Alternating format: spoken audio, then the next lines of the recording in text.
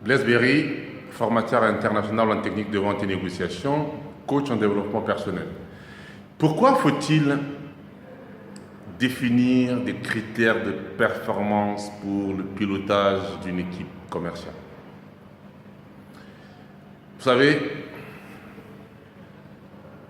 dans la vie, chacun de nous a des valeurs et chacun de nous se fait une idée de son travail, de comment ce travail doit se faire, avec qui doit-il se faire et de comment il doit l'évaluer une fois réalisé. Lorsqu'on est manager commercial, on se doit de fixer à tous les membres de son équipe les mêmes règles du jeu, de sorte que chacun sache exactement ce qu'il doit faire, que chacun sache à quel moment le travail est bien fait et à quel moment il est mal fait, et qu'il s'auto-évalue. Trop souvent, les managers commerciaux gèrent leurs équipes de façon assez incohérente, de sorte qu'à la fin de l'année, les membres de leurs équipes ne comprennent pas pourquoi X ou Y a été promu, pourquoi le contrat de X ou Y a été arrêté. Prenons l'exemple d'une société qui vend de l'eau.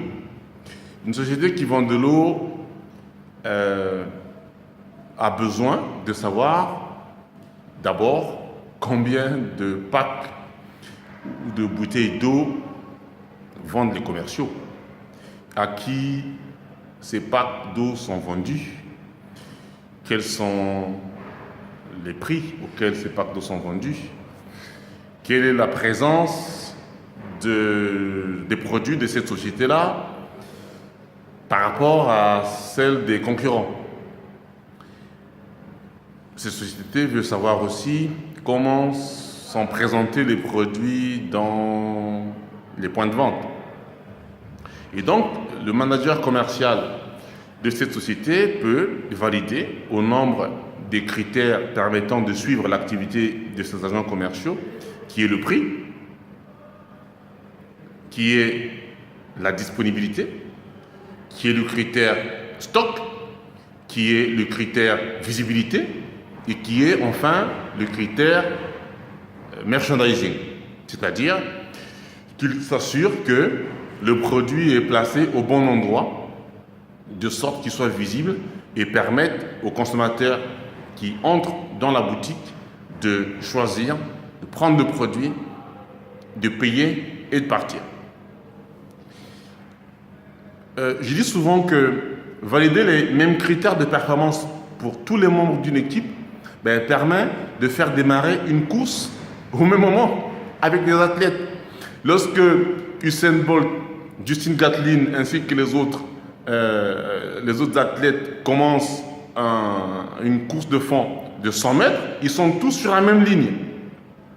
Et quand l'un d'eux est premier, les autres ne se plaignent pas de ce que celui qui est premier est parti avant, celui qui est premier a été avantagé en se mettant 1 mètre devant les autres. Mais voilà, ils n'ont qu'à s'en prendre à eux-mêmes parce qu'ils ne se sont pas bien entraînés, parce qu'ils n'ont pas couru très vite.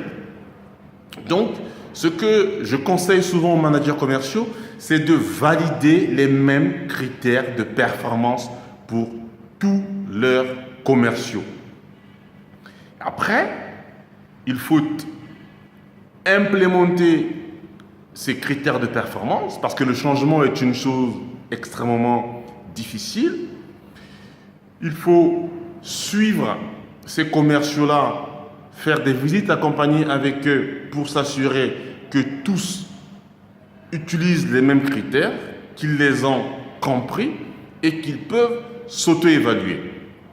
Et donc ce suivi-là permet de savoir si tout le monde est effectivement au même pas en termes de compréhension de critères, de suivi de critères, d'évaluation de critères. Et là, à la fin de l'année, vous pouvez très facilement faire votre évaluation de performance. Et vous dites clairement à ceux qui n'ont pas été bons Pourquoi ils n'ont pas été bons?